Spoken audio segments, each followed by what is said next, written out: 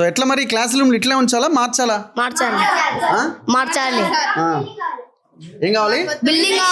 Building కావాలి మీకు. ఇప్పుడు ముఖ్యమంత్రి ఎవరు ఈ రాష్ట్రానికి? రేవంత్ రెడ్డి. మరి రేవంత్ రెడ్డికి చెప్తావు?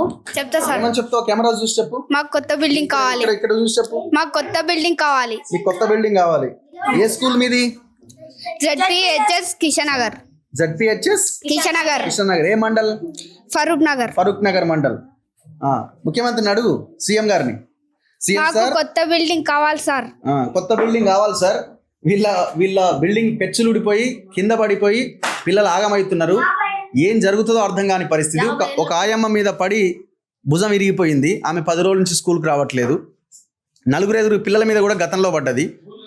ఈ 2-3 క్లాస్ రూమ్స్ మూసేయడం వల్ల ఇప్పుడు టీచర్లకు కూడా కూర్చోడానికి ప్లేస్ లేక ఆ టీచర్ల కూలిపోయే బిల్డింగ్లోనే కూర్చున్నారు. ఇంతకుముందు నేను మీకు చూపించిన. సో ఇంత దారుణంగా ఉన్నది పరిస్థితి. నువ్వు చెప్పు ముఖ్యమంత్రి. 50 ఏళ్ళ నుంచి ఉంది స్కూల్. సీఎం గారికి చెప్పు మరి నువ్వు. మాకు కొత్త స్కూల్ కావాలి సార్. మాకు కొత్త స్కూల్ కావాలి సార్. రేవంత్ రెడ్డి సార్ మాకు కొత్త స్కూల్ కావాలి. చెప్పండి, అందరు చెప్పండి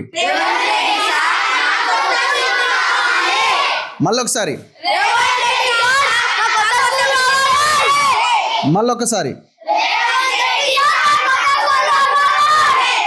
వినండి ముఖ్యమంత్రి గారు, వీళ్ళకి ఒక బిల్డింగ్ ఇమీడియట్గా ఇక్కడ కన్స్ట్రక్షన్ చేయాల్సిన అవసరం ఉన్నది. షాద్ నగర్ నియోజకవర్గం ఇది, ఫరూక్ నగర్ మండలం. ఏ విలేజ్?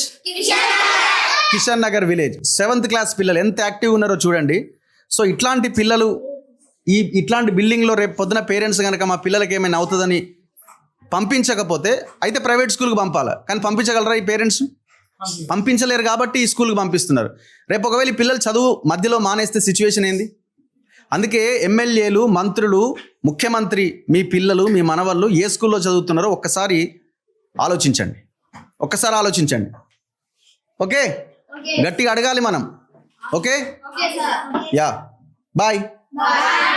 సో ఇది 7th క్లాస్. ఈ ప్రైమరీ స్కూల్ కొంచెం బెటర్గానే ఉంది. సో ఇదే క్లాస్ అమ్మా.